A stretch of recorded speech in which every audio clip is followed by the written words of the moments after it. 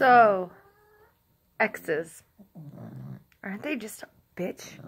Like, you think you're doing fine, everything's good, and they just come out of the woodwork when there's like a sense of normalcy in your life. So, I met this guy, I kind of fooled around with his brother, like, my hand has been inside of a man, like, weird level. Hold on one second. Shush! It's the cat again. But, yeah, anyways, that's one of my weirder stories. But I met his brother, like, after him and I had done something once, and it clicked, like, it was perfection. Oh my god, like, I went over to his house for a date, and he was like, well, can I make you dinner? And I was like, oh my god, no guy has ever wanted to make me dinner. You get the ones that you live with that want to, cook, and that's normal. But yeah, I was like, oh, he went out of his way to figure out, like, what I liked. He made me steak. We did it together mostly, but I helped him. He didn't know how to cook anything. He made steak, asparagus, mashed potatoes, and he even sauteed mushrooms, like, found this recipe or whatever. And it was the sweetest thing any guy has done for me, probably, in years. I mean, you get the sweet stuff in relationships, but, like, when you first are just talking to someone, you know what I mean? There's absolutely a difference. And, later on that night, we got hammered, and we slow danced in his basement. Like, I took all the CDs out of my car, and then we just slow danced. Like, he didn't know how, and actually one of the my dad's a musician. He has CDs and stuff, plays sax, and I played that, and like we slow danced to like that. It was just like the most magnificent moment in time. Like, if I could have froze time and never moved on from that moment, I would have done that. Like, I liked him that much. So, problem was, he liked to get drunk, and he'd be like, I love you. I was like, you do not love me, you drunk love me, so like, stop it. And then the next day he'd sober up, and he'd be like, yeah, I just am not there, it's fine, you don't have to be. But part of it is, though, when you feel things, you feel things.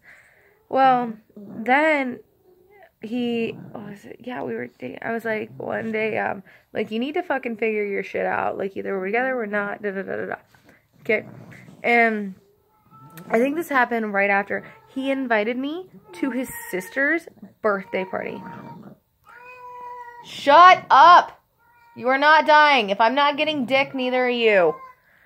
But, yeah, he invited me to his sister's birthday. Like, you're inviting me to meet your family. Like, so I'm like, okay, things are progressing. Yeah? Is that how you feel? Yeah. So, I'm like, things are progressing amazingly. Okay. And he, his family was awesome. Like, I loved them. They were great. I took his sister birthday present. I wore a dress. Yeah. That women know exactly what that look means. But, everything was fine. And then, like, a couple days later, like, we're laying there. 4 days later, 4 days. That's exactly how long it was. He's like, I want to do everything for you. I want to help you, but I don't want to be your boyfriend. I'm like, you're the one who wanted this. Like, I just made you shit or get off the pot.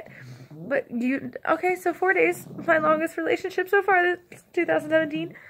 But we still stayed friends, and I don't know, he was just like, oh, I'm shocked that you can, we're back to being friends. I was like, I don't care. Like, you decided you didn't want me. I don't give a shit. I was talking about other guys I was hooking up with.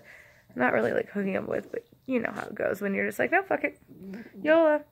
And I haven't heard much from him. We occasionally text, like we have before and stuff. Well, like, the last time he was like, oh, your dress is still here, you need to come get it. Like, if you want it gone, you can bring it here. I was the one who was driving there all the time. Like 20 minutes, but still. And tonight he posts this song by this band called, I think it was like Tickle Me Pink. It was like Beside the Others. I don't know. I only heard of one song because he played them. But the thing was, he said, to all recent girlfriends, you don't need to say anything. You already ripped my heart out. Like, I really did. He was the first person in years that I've cared about. I'm probably gonna see Sorry. But it was like, to put that up, it's just like, and this song's like, you just have to listen to it. Yeah, it's Beside the Others by Tickle Me Pink. It's actually really pretty. And, you know, I just commented back. I was like, slow dance worthy. But, like, what? Why do our exes, and this isn't just men, this is women, like, do they have a radar when you're doing well that they want to come out of the woodwork and, you know, bother you? Or they're never finally waking up and realizing how amazing you are? Like, that's a given. But, like, why tonight of all nights? Like, I don't know. I had a really shitty night at work to begin with, but it was just like, I'm literally sitting here. It's like 4:30 in the morning because I'm gonna go to bed here soon. But it's just like, I don't get it. Like, you didn't need to put that up, even if it wasn't directed at me and you dated some girl randomly, which I was the only girlfriend he'd ever introduced to his parents and family and shit. But, like, if you feel the need to put that up, just be like, hey, I have a song for you. I don't get it. And now I'm sitting here all clusterfucked and feeling emotional. Sorry.